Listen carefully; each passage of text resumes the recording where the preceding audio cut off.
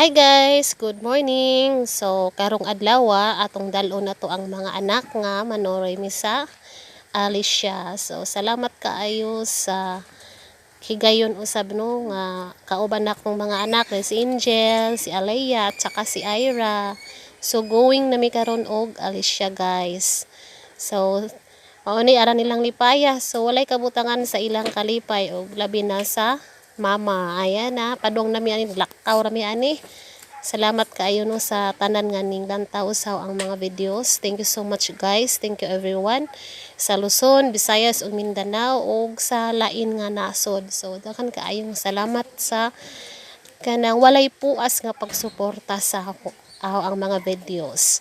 And then salamat kaayo sa higayon karon no maayo ang panahon, maayo ang kondisyon sa atong panahon. So kondisyon kay akong mga bata, si Angel, si Ira, si Alea.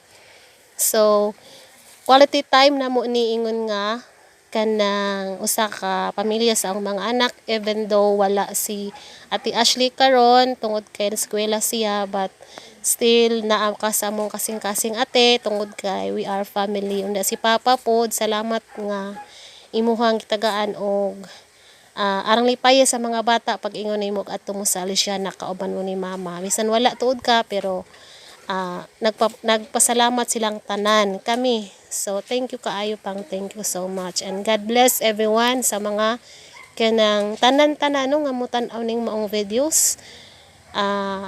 Salamat gid kaayo ninyong tanan nga wala gid mo makuli sa pag-follow, sa pag-share, sa pagtan-aw sa mga videos. Thank you so much guys.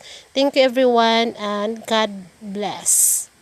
Sa tanan nga ning tan-aw ning mong video, thank you so much. Thank you. Dili gid ko pulan og pagpasalamat ninyo kay tan-awa akong mga anak o jud na silang giari diri kay agi papili og unsa jud ilaha nga gusto nga kanang kuan ba kanang gusto nila nga paliton tungod kay mao pud ni ang gusto sa iyang papa nga although kanang gusto na mo nga malingaw sila ihatag ilahang gusto ingon ani jud ta guys ning mga inahan dyan, kanang ginika na natabay na siyang papa kay wala man karon but unyang gabi na ulit na to siya. And then salamat kaayo pang sa patrit sa tong mga anak no, salamat kaayo. Then excuse na sila karon guys, excuse.